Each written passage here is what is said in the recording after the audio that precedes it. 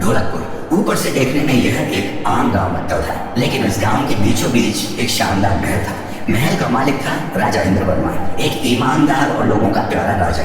उस महल में रखा था एक अनमोल खजाना, हीरे जवाहरात, सोना, चांदी और कई ऐसी अनमोल चीजें जिनका सपना हर लुटेरा देखता था। इस खजाने की रक्षा का जिम्मा राजा इंद्रवर्मा ने अपने दो सबसे वफादार और शक्तिशाली आदमियों को दिया था, राय स्टार और ज्ञान भाई। गांव वाले कहते थे जब तक राय स्टार और ज्ञान भाई जिंदा है इस खजाने को कोई हाथ भी नहीं लगा सकता। लेकिन एक इंसान ऐसा भी था जिससे हर गांव डरता था। उसका नाम था गब्बर सिंह। गब्बर एक खूनी, दिल का काला और छुप कर वार करने वाला लुटेरा था। उसने देश के कई गांव उजाड़ दिए थे। अब उसकी नजर थी ढोलकपुर के खजाने पर। गब्बर जानता था कि राय स्टार और ज्ञान भाई के रहते खजाना चुराना नामुमकिन है, इसलिए उसने एक शैतानी योजना बनाई। एक सुबह जब गांव के लोग अपने अपने कामों में व्यस्त थे, तभी अचानक गांव में दो खूंखार जानवर घुस आए। गांव में अफरा तफरी मच गई, लोग चीखने लगे, भागने लगे और हर तरफ लाशों के ढेर लग गए। जैसे ही ये खबर राय स्टार के कानों तक पहुंची, उसने तुरंत ज्ञान भाई से कहा, तू खजाने और महाराज का ध्यान रख, मैं जाकर देखता हूँ क्या हो रहा है। राय स्टार को पता नहीं था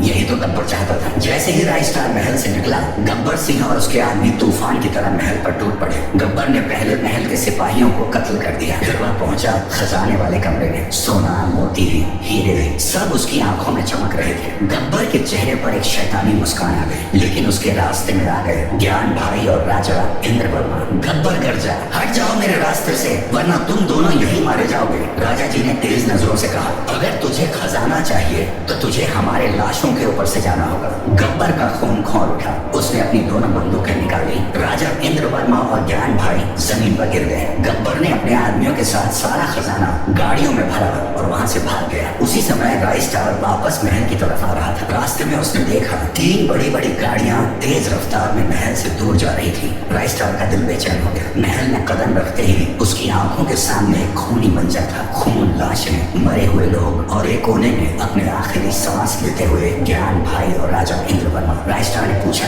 ये किसने किया? ज्ञान भाई ने बड़ी मुश्किल से कहा, गब्बर सिंह।